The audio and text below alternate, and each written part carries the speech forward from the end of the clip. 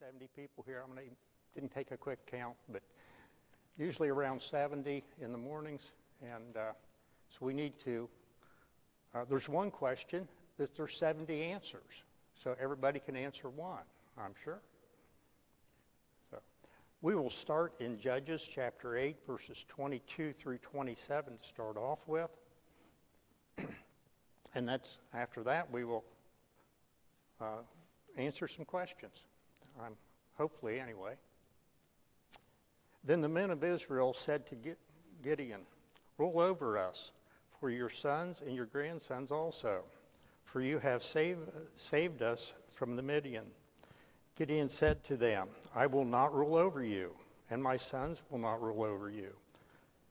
The Lord will rule over you." And Gideon said to them, "Let me make a request of you. Every one of you give me an earring from his spoils," for they had gold earrings because they were Ishmaelites. Everybody know who the Ishmaelites are? Who are they the descendants of? Ishmael, okay. So were they relatives? Long-distant relatives. And they answered, "We will willingly give them." And they spread a cloak on, and every man threw in it the earrings of his spoils. And the weight of the golden earrings that he requested were 1,700 shekels of gold, besides crescent ornaments and purple garments and worn by the king of Midian, beside the collars that were around the neck of the camels. And Gideon made an ephod of it and put it in the city of Ophrah, and all Israel whored after them, and it became a snare to Gideon and his family. Okay.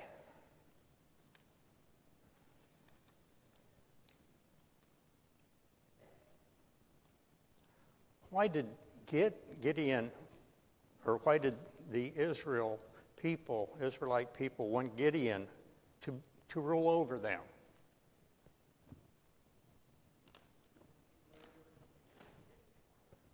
Excuse me?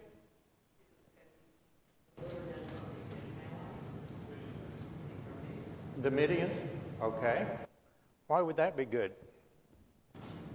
To have them rule over because he was a good soldier, but is that the only reason?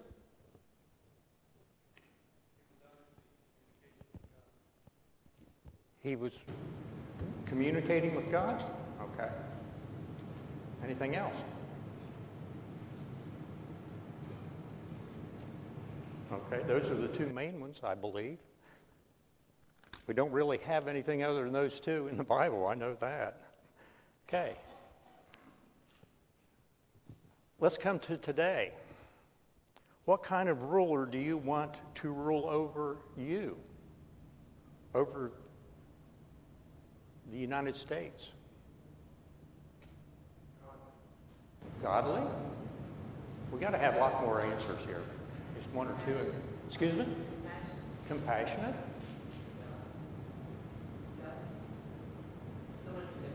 Just. Okay, I can't hear. I'm sorry. If I can't hear, I don't know if everybody else can. So speak up, everybody. We haven't heard anything from over here yet. Nothing yet? No, I guess one person said something. Okay, so so we really need to look at that. Now we want to go, what type of ruler do you want, or leader that you want to rule over this congregation?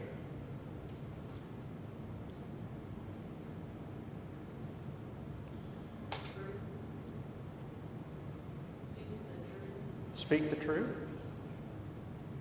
I just remember to turn my phone on silent, so Everybody else can do that too. What else? Speak the truth? What do you mean by speak the truth? What the Bible says, okay. When you say speak the truth, some people say this is truth and this isn't. So, are you raising? A Bible scholar?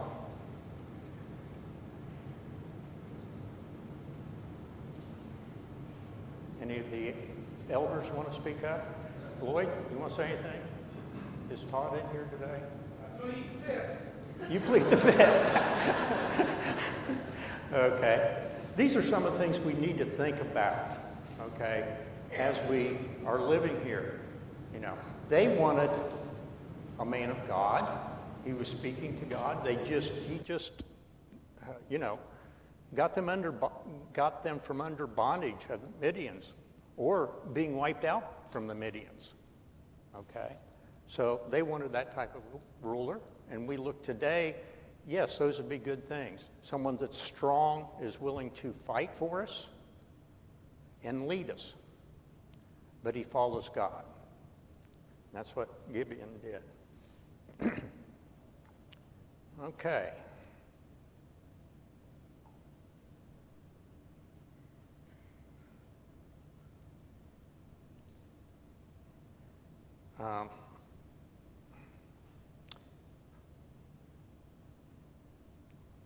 I brought this.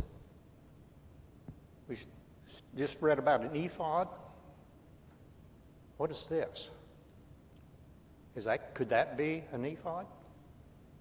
A representation of what an ephod could be?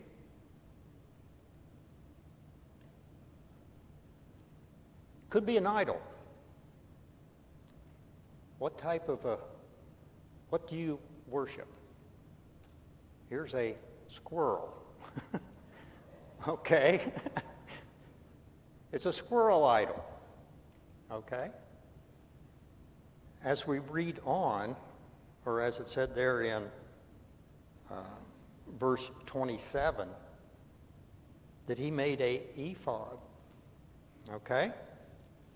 When you read about an ephod, what do you think about? An idol of some type? Okay? Yes. What is an ephod? Anybody have any idea what an ephod is? A garment from the priest. If you would turn to, it would go back to the law. If you would want to, Exodus 25:7, it talks about the ephods. Exodus 26:4 through 31, you can get a description of what the priestly ephod was.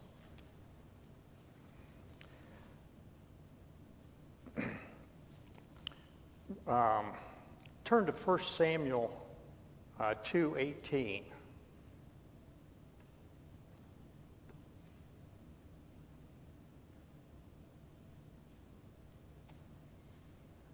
If someone would like to read that.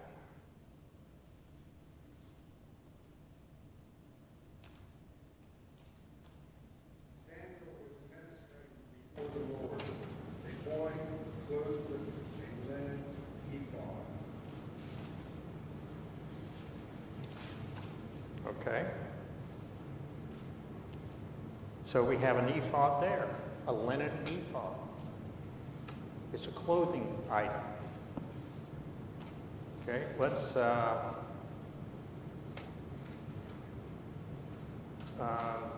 1 Samuel, I think it's 14:3.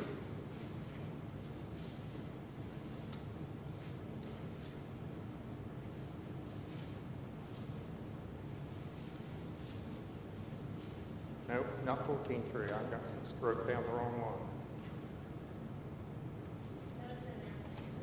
I'm sorry? Was it? Okay.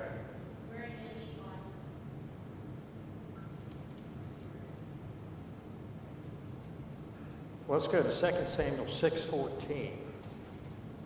Maybe that's what I was thinking of. Yes, that's the one. Want to read that?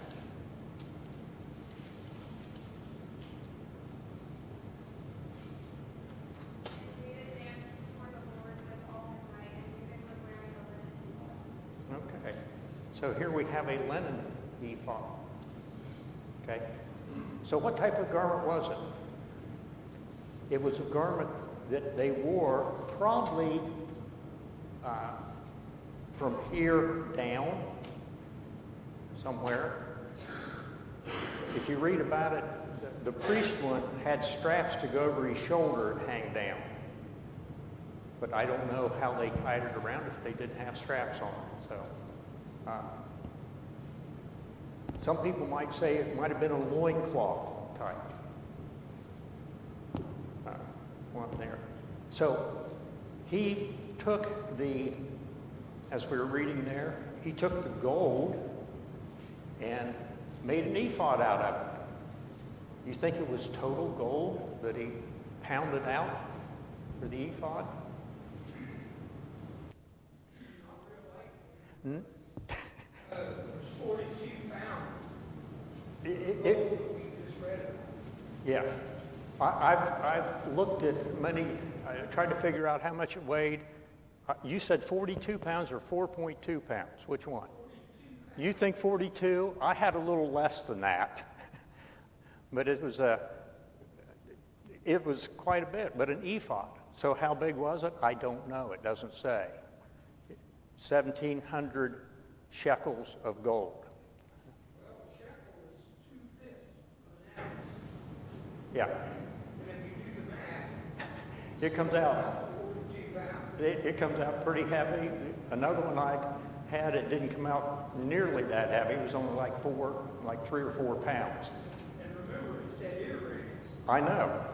but it also said the ornaments that were around the camel's necks. Yes. And you've seen pictures there. Yeah. Some of those. Yes. Those could have had some precious stones in them. Okay. Also. So we have then them coming, and it was a downfall for the Israelites here because of what they did.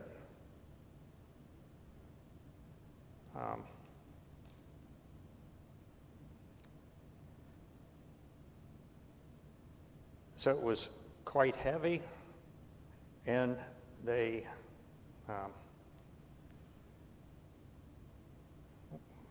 after they made that, but what did the Israelites then do? They started worshiping it. Okay? So we have 40 years of worship of an ephod. Okay? What did the ephod then become? An idol. Okay? So, what idols do we have today that we have to watch out for? That we worship? Or some people worship. Hopefully we don't worship. Money? Anything money can buy, or anything that you make, or anything handmade, or something that God made. If you go back in time, how many people worshiped the sun, the moon, the stars, the earth? If you go back and read about the Indians, they were always worshiping something here on earth. So, and some people today do. They consider something on earth as more important than God. Okay? That's what they worship. So, we need to think about that also. The ESV gives that as all Israel mourned after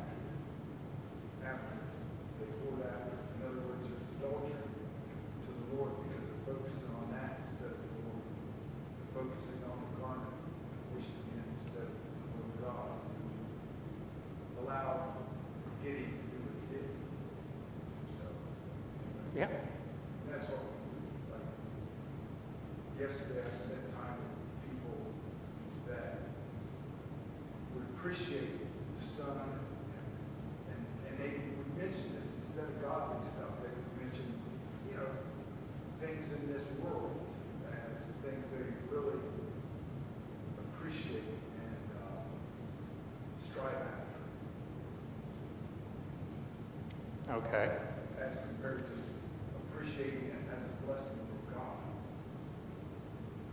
Yes. Anybody have anything else about an ephod? Yes. This isn't the only time that man has taken something given by God. We mentioned, I remember when the Israelites were being bitten by the snakes, and God had Moses make that serpent, Mm-hmm. and he put on the serpent, and it would be healed. And later on in life, that became an idol that they started worshiping. And finally, Hezekiah is the one who destroyed that because it became an idol, but it was ordained by God originally. Okay. Good point. Okay. So it happens. Okay. Again, we have to watch out for what we do here and not get involved. Yes. So just kind of looking here at the mindset of people who see that. You want to speak up just a little bit? I can speak as loud as you want me to. So, Louder, please. I'll use my dad voice. There you go. So again, this mindset of people that we can see it shows up. The mindset you can see is how quickly people can turn away, no matter how many times they get delivered. Again, their idea after we see Gideon as this deliverer, they immediately want to put him in that limelight to be worshipped. And he initially says, no, it wasn't he that did it, it was God. But then he himself is going to quickly say, now I'm going to create this ephod of gold, something that maybe in his mind, we can't tell here, we can speculate, is going to represent and be a reminder of what God had done. But the people didn't recognize this deliverance from God. They saw this deliverance by Gideon, and how quickly they turned away from those things. And again, we see they'll have 40 years of relative peace, but they already were turning away. It seemed like they get delivered and almost immediately heel turn and start walking away. And it's easy for us to look at this and say, how could those people be so short-sighted? How could they be so silly that they would turn away? One thing we didn't mention is some things we worship are here. That we do things that we want. We do things the way we like to see things. It may not be a physical object in that moment, but again, these people, they're letting their emotions carry them, their thoughts, their desires. And whatever it might be, whether it's a physical object, whether it's a reflection of a mirror, anything that takes us away from God is a very human thing if we don't stay focused. That even if we were to have miracles in front of us, we would never do these things. The examples are given in the Bible for a reason, that we are no better, no different than these people were. And we get so confident in our own abilities, we're lying to ourselves. So again, this idea of judges, it's easy for us to look at them, and these people are nothing like us. How dare they do these things? We have to be very cautious that we may not be worshiping a golden eagle or even a squirrel that you have to. But we do have that temptation that is there, and we have to be careful because even if we receive miraculous things, that's no guarantee that we can stay in the right direction. Okay. Thank you.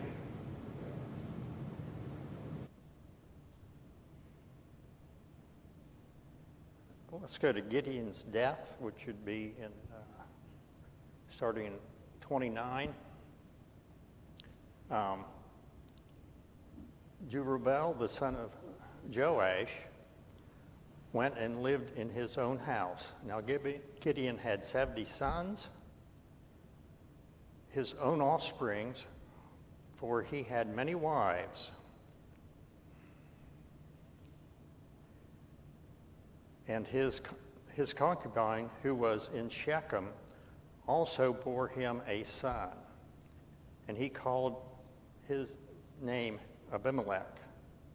And Gideon, the son of Joash, died at a ripe old age and was buried in the tomb of Joash, his father, in Ophrah. So here we have Gideon after 40 years. And the Israelites starting to worship again the idols, the ephod, and we have his 70 sons. We have about 70 people here, so let's start naming his sons. Where do we want to start? Okay, there's 3 you can name.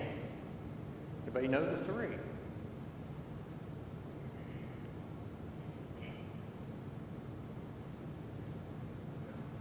Abimelech. Well, that's pretty good.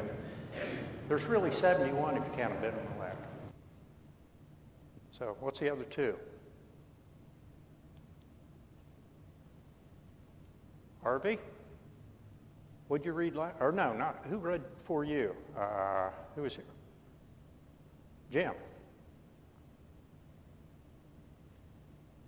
Chapter 6. I think verse 24. I think that's right. Will give us another one. Jim's looking it up real quick. I think it's verse 24.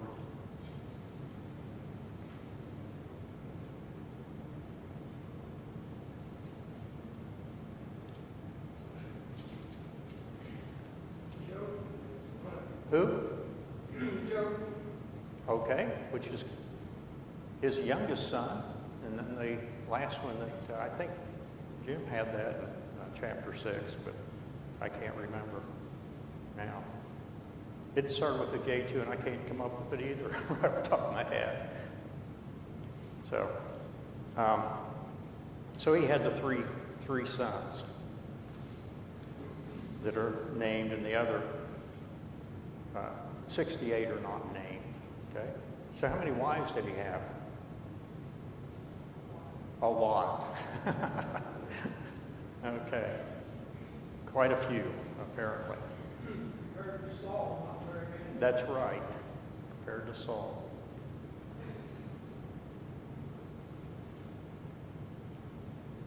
Okay. We go here and they're talking about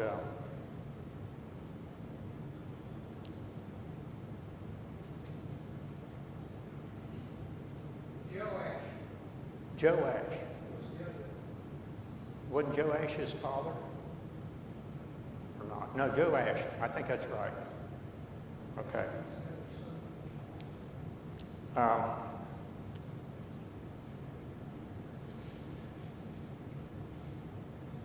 So did I end up in, I think, 32, so 33. As soon as Gideon died, the people of Israel turned again and whored after the Baals. And the people of Israel did not remember God, our Lord, their God, who delivered them from the hands of their enemies on every side. And they did not show steadfast love for Gideon.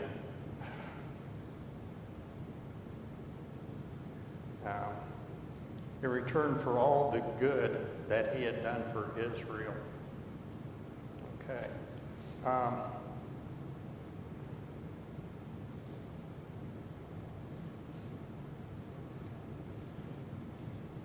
Does anybody have any questions on that part? If not, we'll go into chapter 9. I think that phrase, steadfast love. I'm sorry? The phrase that they use is steadfast love. Mm-hmm. It's something that David used a lot in Psalms, positive. Throughout the Psalms, he talks about God's steadfast love. Okay. And they did not show it to any of those 70 offspring. No, they didn't. That's for So, in sure. other words, the Lord makes mention of having 70 sons. And usually that's something that we would want to follow, right? These people didn't want anything to do with that family. Yeah, not after, They didn't show them steadfast love. yeah, not after the 40 years, Right. and not after, even right after they started whoring after ephod and everything like that. So it went downhill fairly quick. Thinking about the 40 years of peace, What time in the, since I'll say 1776, have we had 40 years of peace in the United States?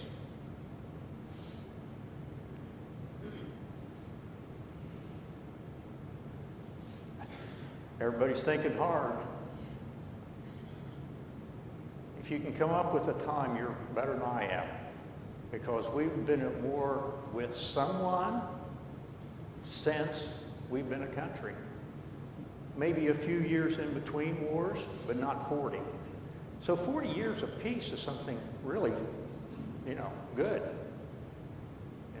Is there any other time that the Israelites had 40 years of peace? Basically 40 years?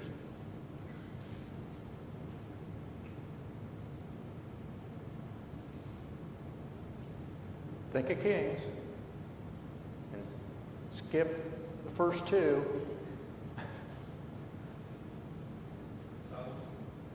Solomon. Okay? It was peaceful in Solomon's reign. He reigned for 40 years. So, 2 times, at least the Israelites were in peace for that length of time. Yes? When you think about the moral changes over those 40 years, you can see that when you think back through history of the United States and the world as a whole. Maybe 80 years ago, where we were morally as a country. Even 40 years ago, in the 80s, while it was some decline compared to today, you can see those changes. So that 40 years does have significance when you see the amount of change that happens from a moral compass standpoint. Good point. Yes. Okay, the amount of changes we've had over just the last 8 and 4 years that we've had, how much changes we've had, okay, here in the United States. Well, very good. Let's go, if there's no other, anybody else want to speak? That's what we're here for. Again, this is a Bible class, and I'm the director of speaking. So, I didn't hear you. The only thing else is interesting, they wanted nothing to do with these 70 sons of Gideon, but yet before that, they wanted him to be the king. Gideon said, no, my sons aren't going to rule over you, the Lord's going to be your king. And then after Gideon's gone, they want nothing to do with any of his relatives. Okay. Which is interesting, because they wanted him to be the king, which would set up a lineage. Right. Okay. Well, let's go into chapter 9. And I'm going to ask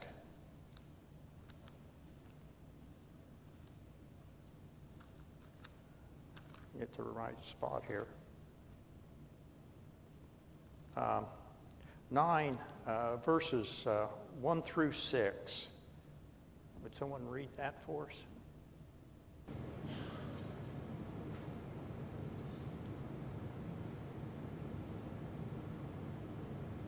Abimelech, the son of Jerubbaal, went to Shechem to his mother's relatives and said to them and to the whole clan of his mother's family, say in the ears of all the leaders of Shechem, which is better for you, that all 70 of the sons of Jerubbaal rule over you, or that one rule over you? Remember also that I am your bone and your flesh. And his mother's relatives spoke all these words on his behalf in the ears of all the leaders of Shechem, and their hearts inclined to follow Abimelech, for they said, he is our brother. And they gave him 70 pieces of silver out of the house of Baal-Berith, with which Abimelech hired worthless and reckless fellows who followed him.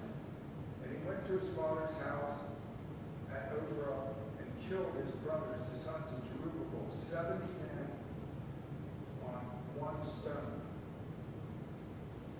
But Jotham, the youngest son of Jerubbaal, was left, for he hid himself.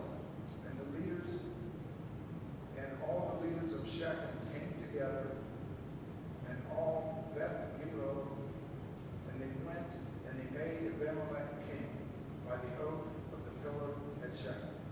Okay, thank you.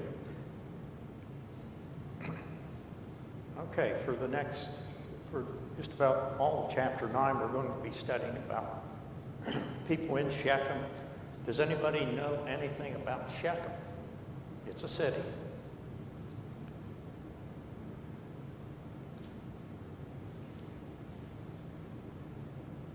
At the time, it's the capital of Ephraim. Okay. Let's turn to Joshua 21:21 and find what else it was.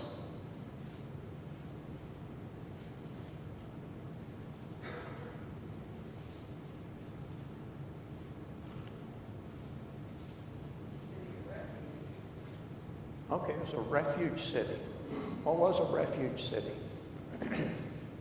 Just briefly. We don't have to go into a lot of detail.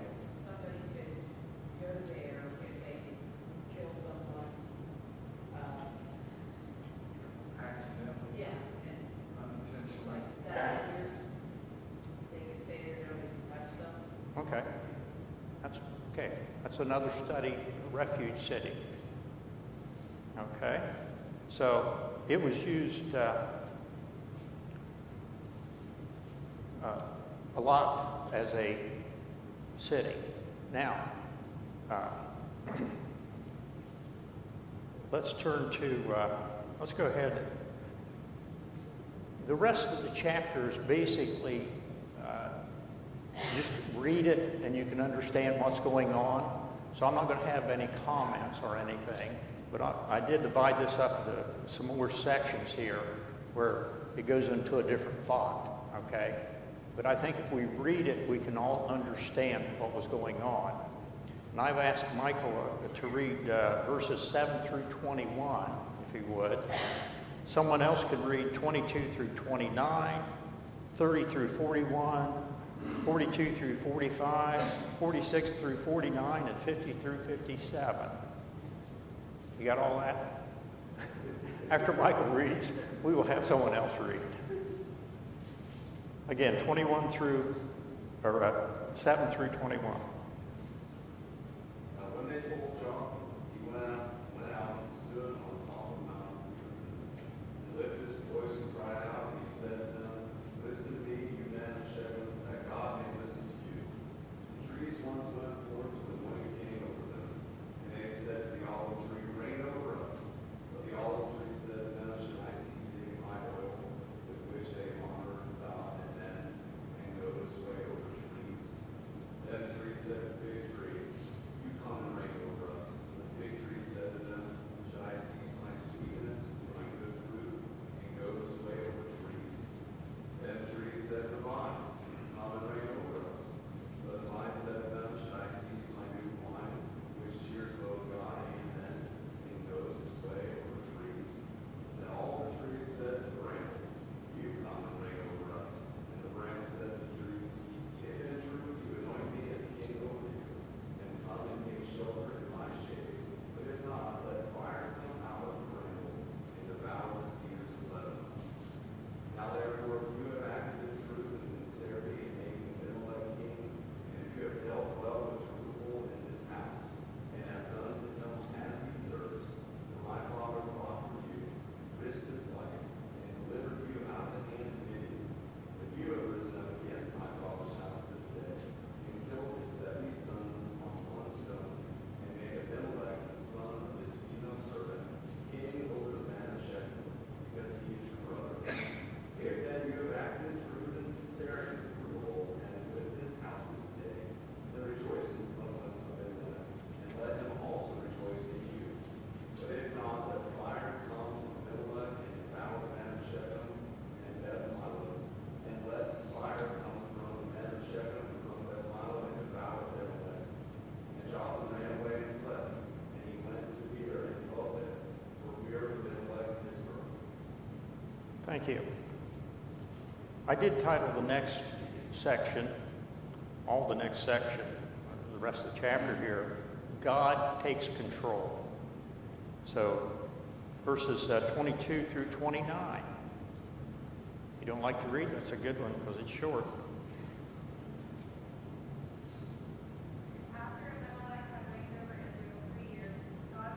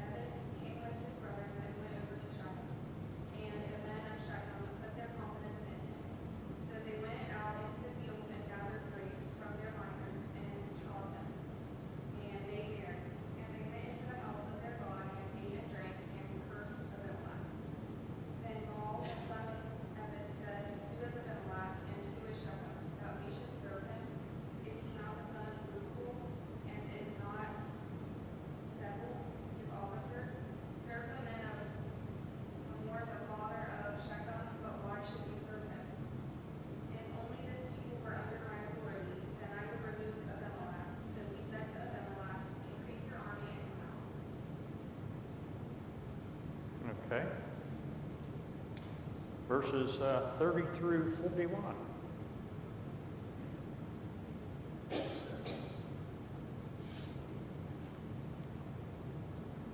Am I going to have to call on someone?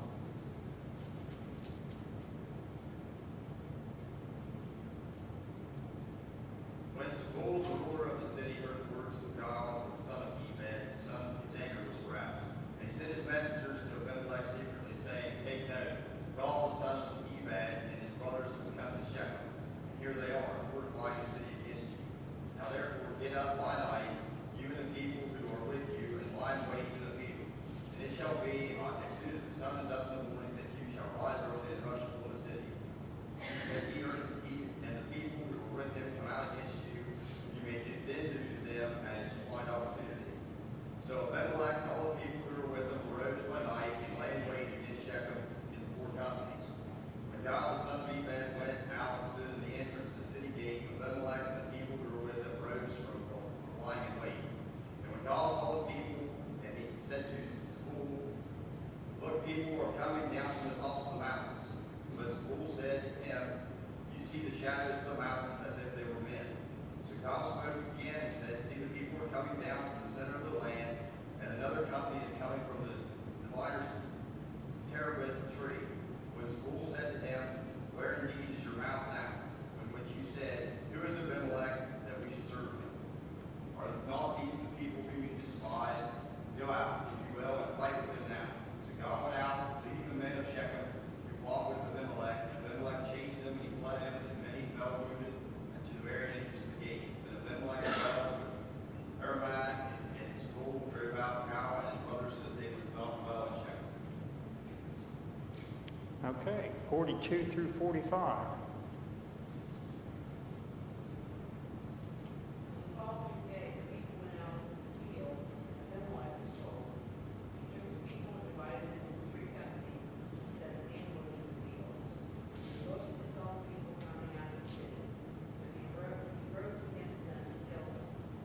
Abimelech and the company that was with him rushed forward and stood at the entrance of the gate of the city, while the two companies rushed upon all who were in the field and killed them. And Abimelech fought against the city all that day. He captured the city, killed the people who were in it, and razed the city, and so did Saul. Okay. What happens when you put salt all over the land? You can't grow. Okay. So he destroyed the town at that time. Okay. From what I read, that Shechem wasn't lived in for several years. I don't know if it was, when I say several years, it could be decades or longer, because it was salted, and you can't grow anything. Salt kills the plants, and plus it was destroyed. Besides that, so it wasn't a city until probably they had some kings move back into it. When we read there where it was used as a city of refuge. Okay, 46 through 49.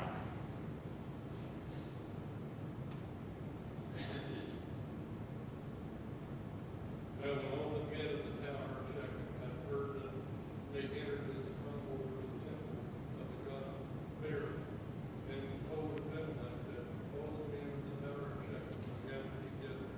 Then Abimelech went up to Mount Zalmon, he and all the people who were with him. And Abimelech took an axe and a chain and cut down the bough from the tree, and took it and laid it on his shoulder. Then he said to the people who were with him, What you have seen me do, make haste and do as I have done. So each of the people likewise cut down his own bough and followed Abimelech, put them against the stronghold, and set the stronghold on fire above them, so that all the people of the tower of Shechem died, about 1,000 men and women. Okay. Verses 50 through 57. It's the last reading. This is your chance to read.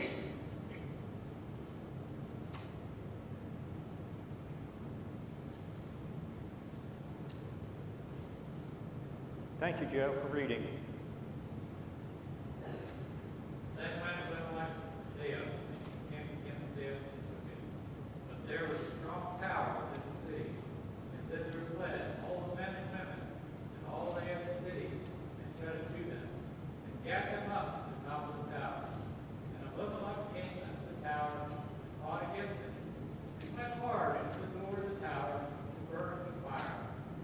And a certain woman cast a piece of millstone upon Abimelech's head, and all that brake his skull. Then he called hastily unto the young man, his Meribah, and said to him, Draw thy sword, and slay them, that man may say not me. The women slew him, and his young men thrust him through, and he died. And when the men of Israel saw that Abimelech was dead, they departed every man unto his place. Thus God reckoned the wickedness of Abimelech, which he did unto his father, and slain his 70 brethren. And all the evil of the men, sacred to God, rendered upon the head, and upon him came the curse of Jotham, the son of Reuben. Thank you. Thank all of you for reading. Okay. Basically, the verses 7 through 21, God apparently told Gideon's son what to say. It was a curse on Abimelech, and it was a curse on the town. So, and then verses 22 through the end of the chapter, we read how it came about, that curse. Does anybody have any questions? By my clock, we're done. So, anybody have any questions? I haven't heard the bell go off yet. So, really, the woman killed. The woman, he would have died, yes, but then his armor bearer killed him. God uses the women a lot, doesn't he? Yeah.